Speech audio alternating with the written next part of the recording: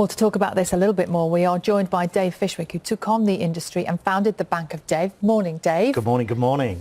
You're here because your own, where you live in Colne, your own bank closed. What effect will that have on the community there? Well, what's happened is, now in Colne, I have my biggest business, which is the minibus business. We started with one and we become the largest supplier of buses in the country. Now, we grew it into this factory, then another factory, and we build buses there and things, and then the banks have just shut. The last one's gone. There's over 250 businesses in Colne, 22,557 people live there, and there's no bank. It's just incredible. And there's people say, well, you can get train services and all sorts of buses, but the train ends at Colne. It doesn't go any further. So now Santander just shut down. The next bank is 14.5 miles away. The one in Burnley the other way, 7.4 miles away. What happens to people who can't get there? It would be the perfect place then for one of these banking hubs, these kind of pop-up facilities where the banks share a space and different banks on different days, so at least there's somewhere to go. Is that happening? The problem with banking hubs, as you mentioned, there's only been 150. There's supposed to be hundreds already. There's only been 150. That's 37.5 banking hubs each year that's been built in the last 4 years. The first one opened in Scotland. Now, the problem with that is, if you've only got one in sporadic areas all over the country, every bank's trying to use it. Now, Colne has asked for that to be a banking hub, and they've turned it down, John. They don't want one there, they said. Why? Well, you've got 54 banks a month closing, you've only got 37 hubs a year opening, and then Colne Hub, they've applied for it to the Link Services, and Link Services said, we're not going to put one in Colne. It's so frustrating, isn't it? Who are the people who are affected most by this? Well, I mean, it's people, it's businesses, but once you start shutting the banks down, once there's no banking hubs, once there's no access to money, the poorest and the most vulnerable always suffer the most. Now, when a bank shuts, you'll find lots of other services start to shut down around it. It's like a beating heart of the town. Like, my wife used to go and do the banking for the business each week. She'd go into the bank and then go across to the butcher's to get the meat for the week, and then up to the market to get the veg for the week. Well, she's not doing that now. There's no bank there.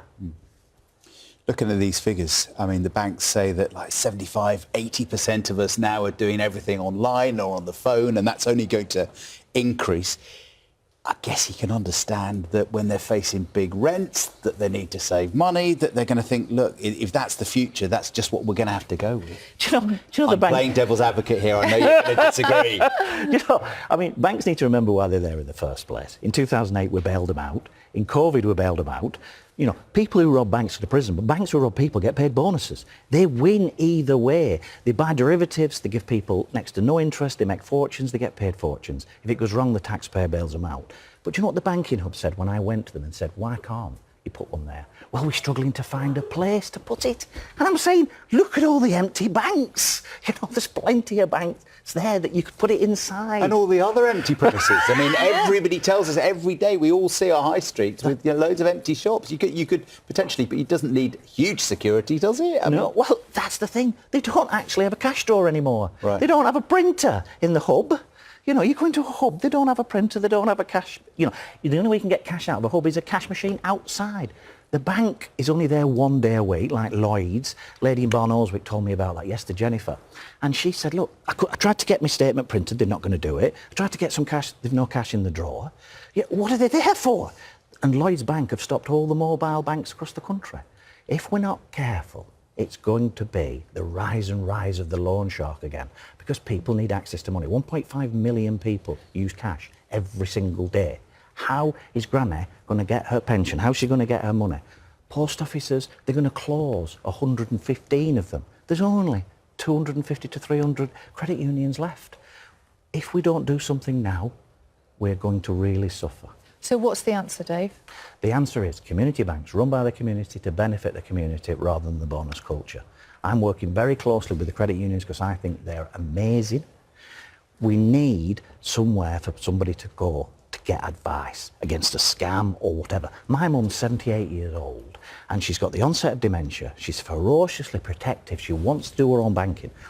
She goes to the bank and all it is just an empty shop now. You know, what happens to people in the 70s, 60s, 80s who are not tech savvy? There's lots of people that are tech savvy and we do need big banks.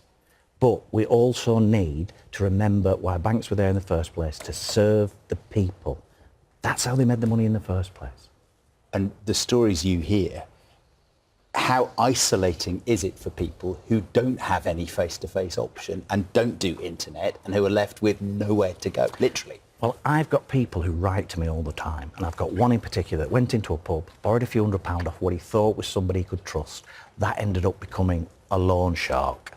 They ended up paying fortunes in interest. Now, I went after the payday loan industry with my Rata man David H, and they were charging 5,500% was Wonga.